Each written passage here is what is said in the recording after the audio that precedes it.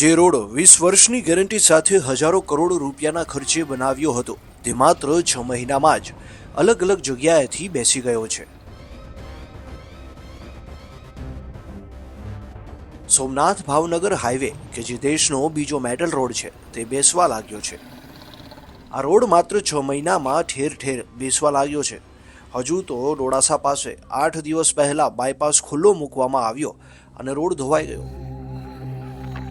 તો કોડીનાર વેરાવળ વચ્ચે એક પુલ બેસી ગયો. તો બીજી તરફ ઉના બાયપાસમાં રેલવે ફ્લાયઓવરમાં માત્ર 4 મહિનાના ગાળામાં ફ્લાયઓવર 30 મીટર સુધી બેસી જતા આ રોડ પર અનેક સવાલો ઊભા થયા છે. જે રોડને સૌથી વધુ આવરદાવાળો રોડ કહેવામાં આવે છે એ રોડ જાણે ભ્રષ્ટાચારના ભરડામાં આવી ગયો હોય તેવું લાગી રહ્યું છે. જો કે હાલ સિમેન્ટ રોડમાં ડામર પાથરીને થીગડા તો મારવામાં આવી રહ્યા છે, પરંતુ શું આમ કરવાથી આ પાપ છુપાશે કે કેમ? જુઓ ઉનાથી ફારૂક કાઝીનો રિપોર્ટ.